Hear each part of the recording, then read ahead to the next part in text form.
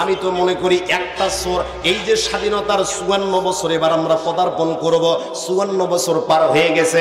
এই 54 বছরে বাংলাদেশে ধর্ষণ কমলো না, নারী নির্যাতন কমলো না, ইফটিজিং কমলো না, চুরি কমলো না, ডাকাতি কমলো না। প্রাণের ভাইরা আমার, 54 বছর এগুলো কমাতে লাগতো না। যদি একটা এমপি হওয়ার মন্ত্রী হোক, চুরি প্রমাণিত হওয়ার পর যদি বাইতুল মুকাররমের সামনে নিয়ে গিয়ে ইসলামিক আইন মতো 2টা হাত কেটে দিত, বাংলাদেশে যদি একটা বিচার কার্যকর করা হতো, 54 বছর চুরি কমাতে লাগতো না, 54 বছর নারী ধর্ষণ কমাতে লাগতো না, 54 বছর নারী নির্যাতন কমাতে লাগতো না।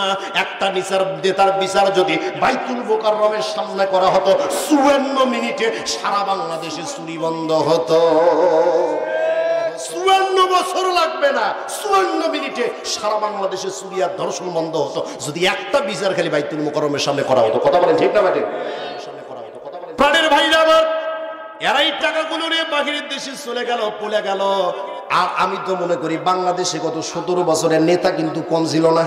ঘরে নেতা, বাহিরে নেতা, যে মানুষগুলোর স্ট্যাটাস ছিল না সমাজে, এরা গত 17 বছরে অনেক মানুষ আছে দুর্নীতি কইরা আঙ্গুল ফুলে কলা গাছ হয়ে গেছে। কথা বল না আপনারা? এদের গরমে এলাকায় থাকা যায় না। বাংলাদেশের ছোট নেতা, পাতি নেতা, খাটো নেতা, ঘরে ঘরে নেতা। যদি এই নেতাগুলো আমি মনে করি গত 17 বছরে বাহিরের দেশে এক্সপোর্ট আর ইম্পোর্ট করে পাঠানোর ব্যবস্থা থাকতো, বাংলাদেশ নাম্বার 1 হতো। কথা বল না আপনারা? এই নেতাদেরকে আর খুঁজে পাওয়া যায় না। এলাকার এমপি সাহেব পালিয়ে বেড়াচ্ছো কেন? এলাকার নেতা সাহেব পালিয়ে বেড়াচ্ছো কেন? শুনেছি দুদুকের খাতায় তোমার নাম, হায়রে শুনেছি দুদুকের খাতায় তোমার নাম। আগে কি সুন্দর দিন কাটাইতাম আমরা, আগে কি সুন্দর দিন কাটাইতাম। নেতা বলতেছে বর্ষাকাল আইতো কি যে ভালো লাগতো, রিলিফের মাল পাইয়া আনন্দ করতাম। বর্ষাকাল আইতো কি যে ভালো লাগতো, রিলিফের মাল পাইয়া আনন্দ করতাম। কিছু মাল বিলায়া ভিডিও করিয়া, কিছু মাল বিলায়া ভিডিও করিয়া, বাকি মাল দিয়াই আমার গুদাম ভরাইতাম। হায়রে বাকি মাল দিয়াই আমার পেটটা ভরাইতাম। আগে কি সুন্দর দিন কাটাইতাম আমরা, আগে কি সুন্দর দিন কাটাইতাম। ঠিক জোরে বলেন ঠিক? ভোটা সে ভোট যাহায়, বছরটা বদলায়, আমি এমপি সাহেব ঠিকই থাকি হায়। ভোটা সে ভোট যাহায়, বছরটা বদলায়, আমি সরকার ঠিকই থাকি হায়। ভোটেছে দল বড়, দলেছে পেট বড়, ভোটেছে দল বড়, দলেছে পেট বড়, তাই তো এ দল দল ডিগবাজি খাইতাম। হায়রে তাই তো এ দল দল ডিগবাজি খাইতাম। আগে কি সুন্দর দিন কাটাইতাম আমরা, আগে কি সুন্দর দিন কাটাইতাম। মুসলমান আওয়াজ দিয়ে কথা বলেন ঠিক না বেঠিক? আলোচনা কি চলবে? জোরে বলেন চলবে? প্রাণের ভাইরা আমার একটু খেয়াল করেন, সুরার বাটপার নেতা আমরা চাই না। কথা কন নাকি আপনারা? সব নেতা দেখা শেষ। আগামীর বাংলাদেশ কোরআনের বাংলাদেশ, আগামীর বাংলাদেশ ইসলামের বাংলাদেশ, আগামীর বাংলাদেশ হবে আলেম আর ওলামার বাংলাদেশ। প্রাণের ভাইরা আমার খেয়াল করেন, তাহলে 2 নম্বর বৈশিষ্ট্য, ওয়া আতুজ যাকাত, ক্ষমতায় যাবার পরে তারা যাকাত আদায় করবে। 3 নম্বর বৈশিষ্ট্য রব্বুল আলামিন দিচ্ছেন, ওয়া আমরু বিল মা'রুফি। 3 নম্বর বৈশিষ্ট্য হলো তারা মানুষকে ভালো কাজ করার জন্য বলবে, নিজে তো ভালো কাজ করবে, মানুষদেরকে ভালো কাজ করার জন্য বলবে। 4 নম্বর বৈশিষ্ট্য আল্লাহ রাব্বুল আলামিন বলছেন, ওয়া নাহাউ আনিল মুনকার। তারা মানুষকে অন্যায় আর অশ্লীল কাজ থেকে বিরত রাখার চেষ্টা করবে। এটা হলো ইসলামিক নেতার বৈশিষ্ট্য। প্রাণের ভাইরা আমার একটু খেয়াল করেন, আল্লাহর কোরআন এমনই ভাবে মানুষদের কাছে সব বিষয়গুলো ক্লিয়ার করে দিচ্ছে, মানুষদের কাছে সব বিষয়গুলো উন্মোচন করে দিচ্ছে।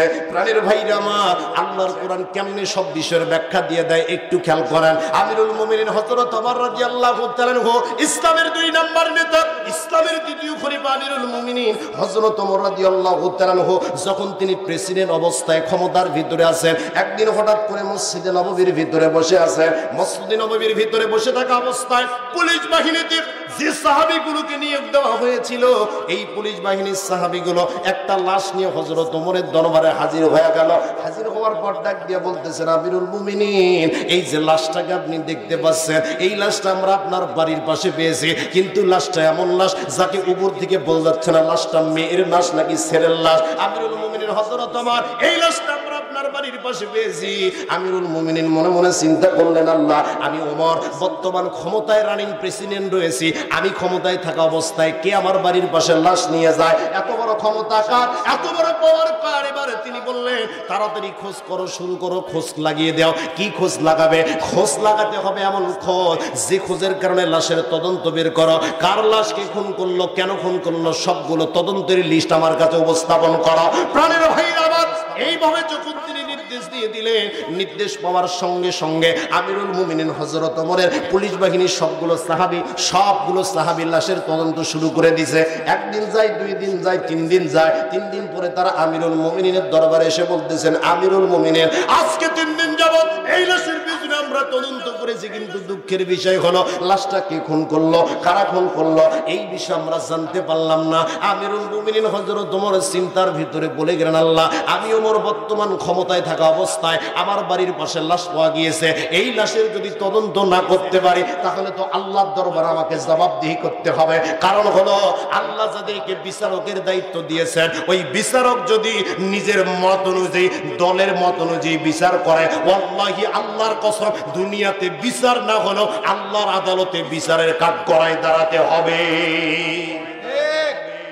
প্রত্যেকটা বিচারককে আল্লাহ রাব্বুল আলামিন বলেছেন বিচার করতে হবে বিধান অনুযায়ী। এখন যদি কোনো বিচারক নিজের দলের দিকে তাকায় কোনো আলেমকে বছরের পর বছর জেলখানার ভিতরে আটকা রাখে, অন্যায়ভাবে জুলুমভাবে ফাঁসির আদেশ দিয়ে দেয়, প্রাণের ভাইরা আমার, মনে করবেন না যে আল্লাহ পার পেয়ে যাবে, মনে করবেন না যে এই বিচার দিয়ে দিলাম আল্লাহর আদালত থেকে পার পেয়ে যাব। ওয়াল্লাহি আল্লাহর কসম, দুনিয়ার ভিতরে বিচার যদি নাও হয়, যদি কোনো আলেম বা সাধারণ মানুষকে অন্যায়ভাবে জুলুমভাবে বছরের পর বছর জেলের ভিতরে আটকে রেখে তার স্ত্রীর হক থেকে তাকে আপনি আলাদা করেছেন, সন্তানের হক থেকে তাকে আলাদা করেছেন, পিতামাতার হক থেকে তাকে আলাদা করেছেন, এখানে বিচার না হলেও কিয়ামতের আদালতে বিচারের কাঠ গড়াই দাঁড়াতে হবে। পার পাওয়ার মতো কোনো বুদ্ধি নাই। কথা কোন নাকি আপনারা? বুদ্ধি আছে? জোরে বলেন আছে? প্রাণের ভাইরা আমার, খেয়াল করেন, আল্লাহর নবীর সাহাবী আমিরুল মুমিনিন হযরত ওমর মনে মনে চিন্তা করলেন, আল্লাহ, এই লাশের যদি তদন্ত বের না করতে পারি, সুষ্ঠু বিচার ব্যবস্থা না করতে পারি, আল্লাহর আদালতে আমাকে দাঁড়াতে হবে। আল্লাহ এমন একটা বুদ্ধি আমাকে দিয়ে দাও। এবার তিনি তাহাজ্জুদের নামাজ পড়া শুরু করলেন। নামাজ পড়ার পর যখন আল্লাহর দরবারে বলতেছেন, আল্লাহ, এমন একটা বুদ্ধি দিয়ে দেন, এমন একটা পদ্ধতি বের করে দেন যে পদ্ধতির মাধ্যমে আমরা লাশের তদন্ত করতে পারবো। এই যুবক ভাইরা আমার, ভালো করে খেয়াল করে শোনো, আজকে যুবকদের কষ্টের অভাব নাই, এদের কষ্ট ফেসবুকে তো থাকা যায় না, এত কষ্টের স্টোরি ফেসবুকে দেয়। শুধুমাত্র তাই নয়, ফেসবুক ক্যাপশনের ভিতরে কষ্টের স্ট্যাটাসও থাকা যায় না। এই যুবক ভাইরা আমার, খেয়াল করে শোনো, আল্লাহর নবীর সাহাবী আমিরুল মুমিনিন হযরত ওমর নামাজ পড়ে আল্লাহর কাছে সাহায্য চাইতেছে। কারণ রাব্বুল আলামিন বলেছেন, ইয়া আইয়ুহাল্লাযীনা আমানুস্তাঈনু বিস-সাবরি ওয়াস-সালাহ ইন্নাল্লাহা মা'আস সাবিরিন। ও দুনিয়ার মানুষেরা, ঈমানদারেরা, যদি সাহায্য চাইতে হয় 2টা মাধ্যম দিয়ে চাও। নাম্বার 1 হলো সবর বা ধৈর্য, 2 নম্বরে হলো নামাজ। যদি কোনো ব্যক্তি 2টা মাধ্যম দিয়ে আল্লাহর কাছে সাহায্য চাইতে পারে, আল্লাহ রাব্বুল আলামিন ডাক দিয়ে বলেন, যত ধরনের বিপদে হোক না কেন, সব বিপদগুলো আমি আল্লাহ রাব্বুল আলামিন দূর করে দেব। আর বর্তমানে যদি বিপদে পড়ে, সমস্যার ভিতরে পড়ে, মসজিদের সামনে দিয়ে যাচ্ছে, ভাই নামাজ পড়ে, আর ধর নামাজ আছে নাকি, যে চিন্তার মধ্যে পড়ে গেছি। কথা কন নাকি আপনারা? নামাজ আছে ওরা, কিন্তু আল্লাহ বলতেছেন যে 2টা মাধ্যম দিয়ে সাহায্য চাও। বান্দা, ধৈর্য ধারণ কর, তোকে পরীক্ষার মধ্যে আমি আল্লাহ ফেলে দিয়েছি, আমি আল্লাহ তোকে উত্তরণ করবো। কথা বলেন ঠিক না? প্রাণের ভাইরা আমার, লম্বা ঘটনা সংক্ষেপ করে বলতেছি। এবার যখন আমিরুল মুমিনিন হযরত ওমর রাদিয়াল্লাহু তাআলা আল্লাহর দরবারে যোগাযোগ করতেছে, ও আল্লাহ, এমন একটা পদ্ধতি আমাকে বের করে দেন যে পদ্ধতির মাধ্যমে লাশের ব্যবস্থা করতে পারবো। এবার নামাজ শেষ করে এসে সাহাবীদের মাঝে বললেন, 3 দিন ধরে লাশে পচন ধরে গেছে, তাড়াতাড়ি লাশটাকে দাফন করে দাও। লাশটাকে যখন দাফন করা হলো, প্রাণের ভাইরা আমার, এর ঠিক 7 থেকে 8 মাস অথবা 9 মাস পরে আবার ওই পুলিশ বাহিনীর সাহাবীরা আমিরুল মুমিনিন বসে আছেন, তার একটা ছোট্ট নবজাতক সন্তান কেবল ভূমিষ্ঠ হয়েছে। এই সন্তানটাকে নিয়ে আমিরুল মুমিনিনের দরবারে আসলেন। আসার পর ডাক দিয়ে বলতেছেন, আমিরুল মুমিনিন, আজ থেকে ঠিক 8 থেকে 9 মাস পূর্বে যে জায়গার ভিতরে আমরা একটা লাশ পেয়েছিলাম, যে লাশের তদন্ত তো আপনি করতে পারেন নাই, আমরা করতে পারি নাই। আমিরুল মুমিনিন আজকে ঠিক ওই একই জায়গায় নব্য যে ভূমিষ্ঠ সন্তানটাকে আমি পেয়েছি, এই সন্তানটাকে আমরা নিয়ে এসেছি। আমিরুল মুমিনিন হযরত ওমর যখন সন্তানটাকে দেখলেন মুস্কি মুস্কি হাসতেছে, সাহাবীরা প্রশ্ন করলেন, আমিরুল মুমিনিন আপনার মুখে হাসি কেন? ডাক দিয়ে বলতেছেন, সাহাবীরা রে, আজ থেকে 9 মাস থেকে 10 মাস পূর্বে যে লাশের তদন্ত আমরা বের করতে পারি নাই, আমার মন ডাক দিয়ে বলতেছে এই ছোট্ট সন্তানের মাধ্যমে আমরা এই লাশের তদন্ত বের করতে পারবো। আর কিছুক্ষণ থাকা যাবে? আর 40 মিনিট হয়ে গেছে, থাকবেন তো ইনশাআল্লাহ? প্রাণের ভাইরা আমার একটু খেয়াল করেন, আল্লাহর নবীর সাহাবী এবার ডাক দিয়ে বলতেছেন ওই লাশের তদন্ত মনে হয় আমরা এবার বের করতে পারবো।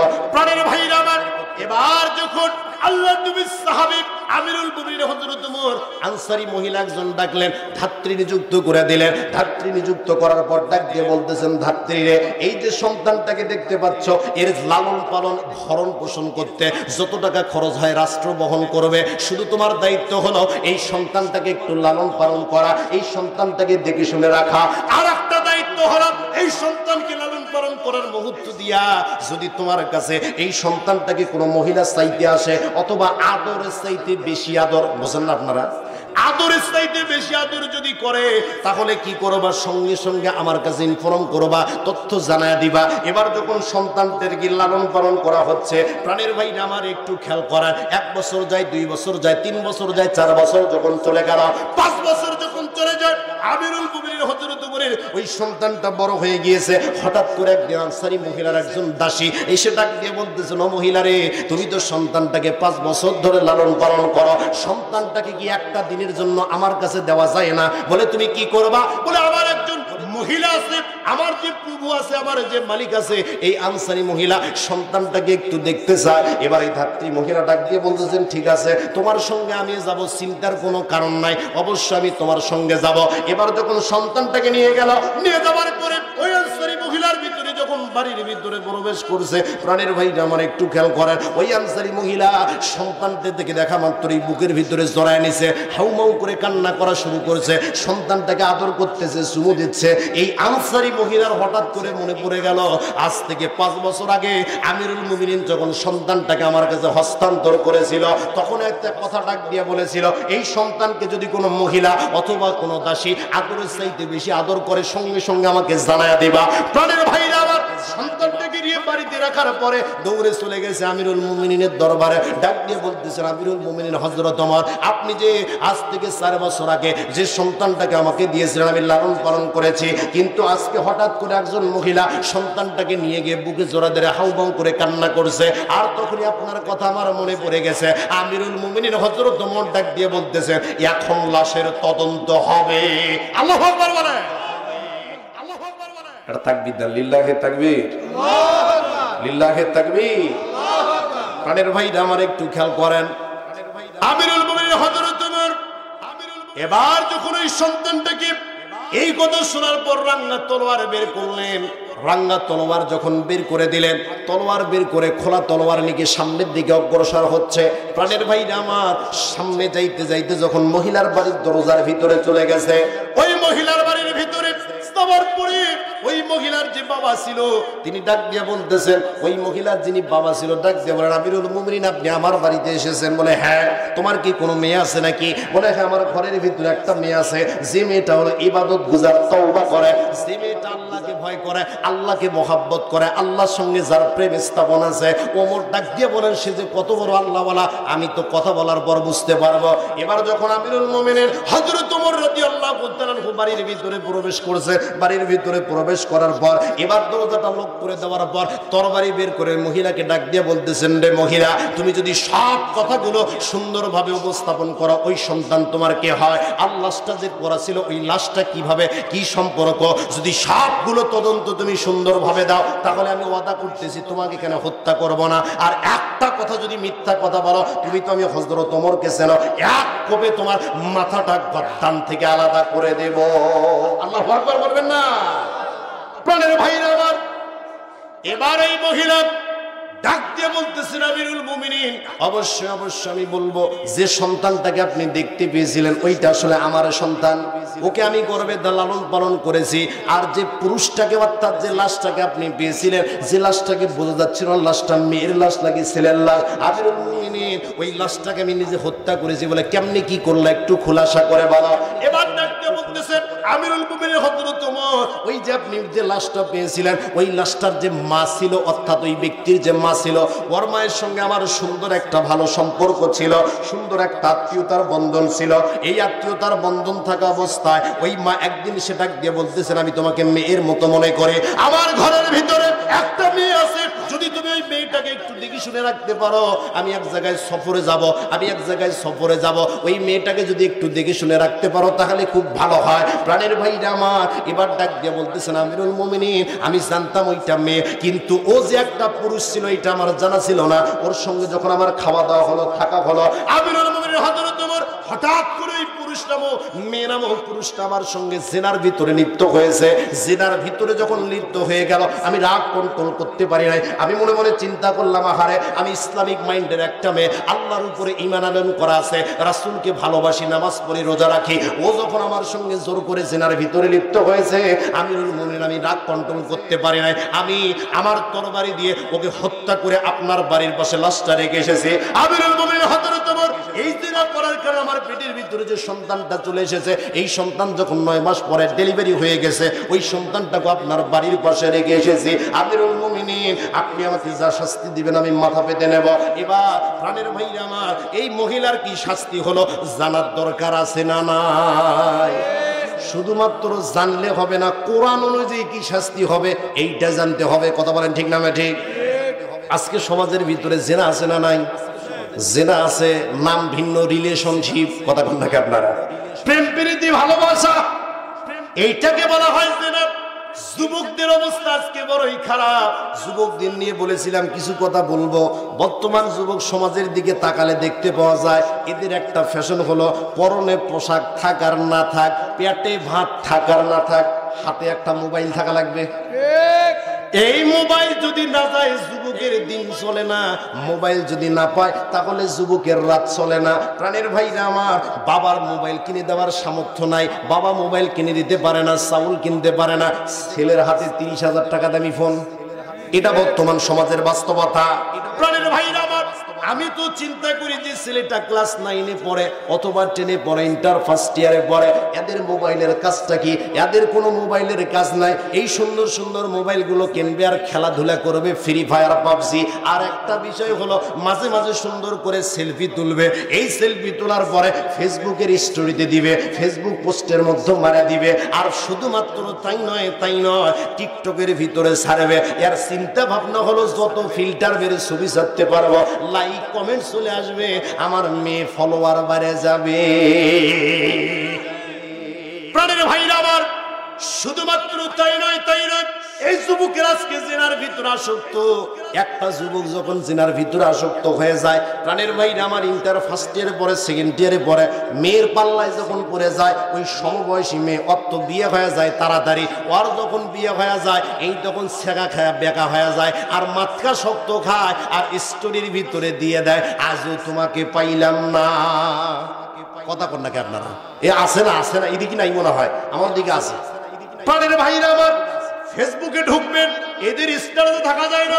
ক্লাস 8-এ পড়ে অথবা 9-এ পড়ে একটা ছেলে ফেসবুকে ছবি ছেড়ে উপরে ক্যাপশন লিখে দেয় আজও মনের মানুষ পাইলাম না। মনে হয় ও বুড়ে হয়ে গেছে। কথা কন নাকি আপনারা? প্রাণের ভাইরা আমার, এই হলো অবস্থা। প্রেম প্রীতির জ্বালা মোবাইলের মেহালা, প্রেম প্রীতির জ্বালা মোবাইলের মেহালা। এখন আর চিঠি লেখা লাগে না, ভাইরে এখন আর চিঠি লেখা লাগে না। মোবাইল ফোন আসিল কি দোলাহা লাগিল, ফজরের ঘুম তো মাইয়ার ভাঙে না। ভাইরে মোবাইল ফোন আসিল কি দোলাহা লাগিল, ফজরের ঘুম তো বাবার ভাঙে না। কথা বলেন ঠিক না ভাই? ঠিক। পোলায় সারা রাতে জাগিয়া ফোনে কথা বলিয়া, মাইয়া সারা রাতে জাগিয়া ফোনে কথা বলিয়া, পড়াশোনা মাইয়ার ভালো লাগে না, হায়রে পড়াশোনা বাবার ভালো লাগে না। মোবাইল ফোন আসিল কি দোলাহা লাগিল, ফজরের ঘুম তো বাবার ভাঙে না। আওয়াজ দিয়ে কথা বলেন ঠিক না ব্যাঠি? ফজরের ঘুম আর ভাঙে না, ছেলে ঘুম থেকে ওঠে 11টার দিকে। কথা কন নাকি আপনারা? প্রাণের ভাইরা আমার, যুবক ভাইদেরকে যে মেসেজটা দিতে চাই, প্রাণের যুবক ভাইরা আমার, আমিও তোমাদের মতো একজন যুবক। এই যৌবনকাল আল্লাহ দিয়েছে, এই যৌবনকাল কিন্তু একদিন শেষ হয়ে যাবে। আজকে যারা আমার বয়স দাদু আছে, চাচারা বসে আছেন, এরাও কিন্তু একদিন যুবক ছিল। এই যৌবনকাল তাদেরও ছিল, বয়সের পরিক্রমা আজকে শেষ হয়ে গিয়েছে। ও যুবক ভাইরা আমার, একটু খেয়াল করে দেখো, তোমার মতো কত যুবক রোড অ্যাক্সিডেন্টে মারা যায়। আহারে, তোমার মতো কত যুবক হার্ট স্ট্রোক করে মারা যায়। তোমার মতো কত যুবক রাত্রিবেলাতে মারা যায়। আমি জুবাইর বিন সাইদ মাদিকের দিকে গাড়ি নিয়ে এখানে আসছি, শেষ পর্যন্ত আলোচনা শেষ করে বাড়িতে যেতে পারবো কিনা এই গ্যারান্টি আমার ভিতরে দেওয়া হয় নাই। ও আমার যুবক ভাইয়েরা, মৃত্যুকে একটু ভয় করো। আর যদি কোনো যুবক মৃত্যুকে ভয় করতে পারে, আল্লাহর উদ্দেশ্য চলতে পারে, আল্লাহর পথে চলতে পারে, ইনশাআল্লাহ আশা করা যায় যুবক যদি পবিত্র থাকে, ওরও কপালে আল্লাহ একটা পবিত্র স্ত্রী দিয়ে দিবে। কথা বলেন না কেন আপনারা? এখন যুবক যদি 12 ঘাটের পানি খায়, যুবক যদি 10 ঘাটের পানি খায়, চিন্তার কোনো কারণ নাই, ওর কপালে 12 ঘাটের পানি খাওয়া মেয়ে আসবে। কথা বলেন ঠিক না ঠিক? কারণ তুমি নেস্টি ফেস্টি করবা 10টার সাথে, তোমার স্ত্রী 12টার সাথে করে আসবে। প্রাণের ভাইরা আমার, এই জন্য নিজে পবিত্র থাকো, পবিত্র স্ত্রীর সন্ধান করো। আল্লাহ ডাক দিয়ে বলতেছেন, তুমি যদি পবিত্র থাকতে পারো, পবিত্র স্ত্রীর সন্ধান করো, আল্লাহর পক্ষ থেকে তোমার ঘরের ভিতরে একটা পবিত্র স্ত্রী দিয়ে দিবে। সুবহানাল্লাহ পড়েন। প্রাণের ভাইরা আমার, এই বিচার তো আপনারা শুনবেন ইনশাআল্লাহ। ইনশাআল্লাহ অবশ্যই বলবো। তার আগে আমার আলোচনাতে কারিমা, আপনারা বলবেন হুজুর হুজরাত থেকে আলোচনা করলেন, কিছুই বললেন না। এই জন্য সূরা হুজরাত থেকে সামান্য তাফসীর করব। প্রাণের ভাইরা আমার, খেয়াল করার, তাফসীরে মাযহারের নিয়ম অনুযায়ী যদি কোনো মুফাসসির তাফসীর করতে যায়, তাহলে তাকে 5টা রুলস মানতে হবে, 5টা নিয়ম মানতে হবে। আজকে অনেক জায়গায় তাফসীরুল কোরআন মাহফিল লেখা হয়, কিন্তু কোরআনের তাফসীর হয় না। ওয়াজ মাহফিল আর তাফসীর মাহফিলের মাঝে বক্তাই বোঝে না, শ্রোতা বুঝবে আবার কি? কথা বলেন ঠিক না ঠিক?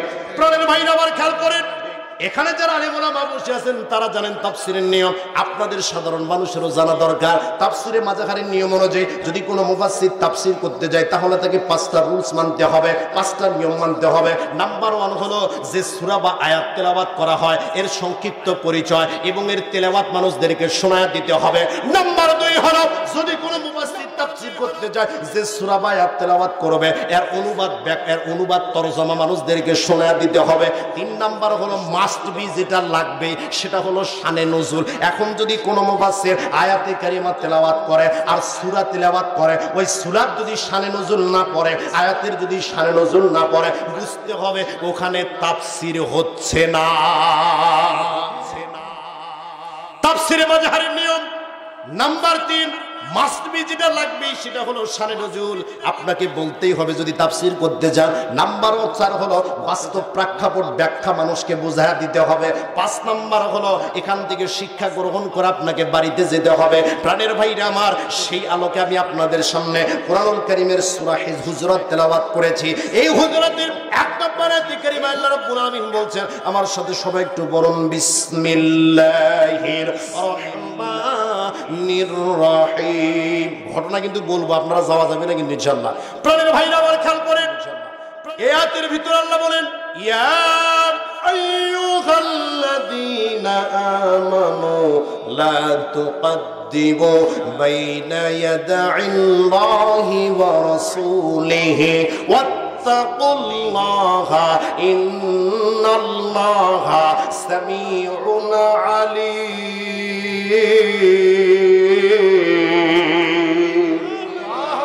আল্লাহ রাব্বুল আলামিন বলছেন, ইয়া আইয়ুহাল্লাযীনা আমানু, হে ইমানদারগণ, লা তুকদ্দিমু বাইনা ইয়াদাইল্লাহি ওয়া রাসূলিহি, তোমরা আল্লাহ এবং রাসূলের উপর দিয়ে যাওয়ার চেষ্টা করো না, আল্লাহ এবং রাসূলের উপর দিয়ে অগ্রবর্তী হওয়ার চেষ্টা করো না। তারপর আল্লাহ বলতেছেন, ওয়াত্তাকুল্লাহা, আল্লাহকে ভয় করো, ইন্নাল্লাহা সামিউন আলীম, নিশ্চয় আল্লাহ সব শোনেন এবং সব দেখেন। প্রাণের ভাইরা আমার, এই আয়াত আল্লাহ রাব্বুল আলামিন কেন নাজিল করলেন? 2 নম্বর আয়াতে আবার আল্লাহ ডাক দিয়ে বলেন, ইয়া আইয়ুহাল্লাযীনা আমানু, হে ঈমানদারগণ, লা তারফাউ আসওয়াতাকুম ফাওকা সাউতিন নবী। আমার নবী যে জায়গার ভিতরে থাকে, আমার রাসূল যে জায়গার ভিতরে থাকে, ওই জায়গার ভিতরে যেন তোমাদের বক্তব্য, তোমাদের কথাবার্তা আল্লাহর নবীর উপর দিয়ে না যায়। যদি এমনটা হয়ে যায় তাহলে কি হবে? আনতাহবাতা আমালুকুম ওয়া আনতুম লা তাশউরুন, তোমাদের সব আমলগুলো নষ্ট করে দেওয়া হবে, অথচ তোমরা টেরই পাবা না। জোরে বলুন নাউজুবিল্লাহ। এটা হলো সর্বনুবাদ তরজমা। তাফসীরে মাযহারি থেকে তাফসীর করার চেষ্টা করতেছি, প্রাণের ভাইরা আমার একটু খেয়াল করেন। এই আয়াত আল্লাহ রাব্বুল আলামিন সর্বপ্রথম এই দুইটা আয়াত কেন নাজিল করলেন সূরা হুজুরাতে? আপনি যদি শানে নজুলের দিকে তাকান, আল্লাহর নবী জনাবি মুহাম্মদুর রাসূলুল্লাহ সাল্লাল্লাহু আলাইহি ওয়াসাল্লাম মসজিদে নববীর ভিতরে বসে আছেন। সামনে সাহাবীরা বসা, আবু বকর বসা, ওমর বসা, আলী বসা, উসমান বসা। এমন সময় বনু তামিম গোত্র থেকে একদল প্রতিনিধি আসলো। আসার পর বলতেছেন, ইয়া রাসূলুল্লাহ, ইয়া হাবিবাল্লাহ, আমরা বনু তামিম গোত্র থেকে এসেছি, আপনার কাছে এসেছি একটা কারণে, সেইটা হলো আপনি বনু তামিম গোত্রের জন্য একজন আমির নিযুক্ত করে দেন, একজন নেতা নির্বাচন করে দেন, যাকে আমরা নেতা হিসেবে মানব, যার আনুগত্যগুলো আমরা মেনে নেব।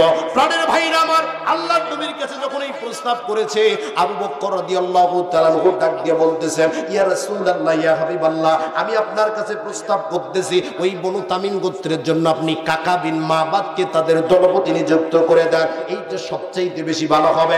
আবু বকর যেই রেঞ্জে কথা বলছে, ওমর রাদিয়াল্লাহু তাআলা আনহু আবু বকরের কথা থেকে একটু উঁচু করে, আল্লাহর নবীর থেকে উঁচু করে ডাক দিয়ে বলতেছেন, ইয়া রাসূলুল্লাহ, না না, বরং আমি আপনার কাছে প্রস্তাব করতেছি, ওই বনু তামিম গোত্রের জন্য কাকা বিন মাবাদ যুক্ত নয়, বরং আমি আপনার কাছে প্রস্তাব করতেছি, আকরা বিন হাবিসকে তাদের দলপতি নিযুক্ত করে দেন। আল্লাহর নবী বসে আছেন, সামনে জলিলুল কদর দুইজন সাহাবী যখন তাদের কথাবার্তা বক্তব্য উঁচু করে ফেলেছে, মসজিদে নববীতে আল্লাহর নবীর কোনো কথা শোনা যায় না। এই অবস্থায় আল্লাহ রাব্বুল আলামিন বিষয়টা পছন্দ করলেন না। আল্লাহ রাব্বুল আলামিন আয়াত নাযিল করলেন, ইয়া আইয়ুহাল্লাযীনা আমানু লা তারফাউ আসওয়াতাকুম ফাওকা সাউতিন নবী, হে ঈমানদারগণ, আল্লাহর নবী যে যেখানে থাকে, আল্লাহর নবী যে জায়গার ভিতরে থাকে, ওই জায়গার ভিতরে যেন তোমাদের বক্তব্য, তোমাদের কথাবার্তা আল্লাহর নবীর উপর যেন না যায়। যদি এমনটা হয়ে যায়, আনতাহবাতা আমালুকুম ওয়া আনতুম লা তাশউরুন, তোমাদের সব আমলগুলো আমি আল্লাহ নষ্ট করে দেব, অথচ তোমরা টেরই পাবা না। নাউজুবিল্লাহ পড়ে আলোচনা আপনাকে বুঝতে হবে। প্রাণের ভাইরা আমার, আল্লাহ এখানে ভাষা ব্যবহার করলেন, ইয়া আইয়ুহাল্লাযীনা আমানু, হে ঈমানদারগণ। এখানে ঈমানদার কারা? এই ঈমানদার কারা? এই ঈমানদারদেরকে বোঝানো হয়েছে, আপনি যদি পৃথিবীর বুকে র্যাঙ্কিং করেন, আল্লাহর নবীর পরে যত মানুষ কিয়ামত পর্যন্ত আসবে, এই মানুষগুলোর ভিতরে ঈমানদারদের লিস্টের ভিতরে আবু বকর সিদ্দিক নাম্বার 1। কথা বলেন ঠিক না বা ঠিক? 2 নম্বরে হলো হযরত ওমর। আল্লাহ কোন ভাষা দিয়ে সতর্ক করতেছেন? ইয়া আইয়ুহাল্লাযীনা আমানু, ও আমার আদরের ঈমানদারেরা, মানে আবু বকর ওমরকে টার্গেট করে আল্লাহ আয়াত নাযিল করতেছেন, খবরদার খবরদার, জান্নাতের টিকিট প্রাপ্ত সাহাবী তোমরা, আল্লাহর নবীর কাছে সাহাবী তোমরা, এরপরও তোমাদেরকে সতর্ক করলাম, আল্লাহর নবী যে জায়গার ভিতরে থাকে, ওই জায়গার ভিতরে তোমাদের বক্তব্য, তোমাদের কথাবার্তা আল্লাহর নবীর উপর দিয়ে যেন না যায়। যতই জান্নাতের টিকিট প্রাপ্ত সাহাবী হও না কেন, আল্লাহর নবীর উপর দিয়ে যদি তোমাদের বক্তব্য পরবর্তীতে যায়, আনতাহবাতা আমালুকুম, তোমাদের সব আমলগুলো আমি আল্লাহ নষ্ট করে দেব, ওয়া আনতুম লা তাশউরুন, কিয়ামতের ময়দানে গিয়ে দেখবা আমলের খাতায় শূন্য। আল্লাহু আকবার বলেন না? আল্লাহু আকবার।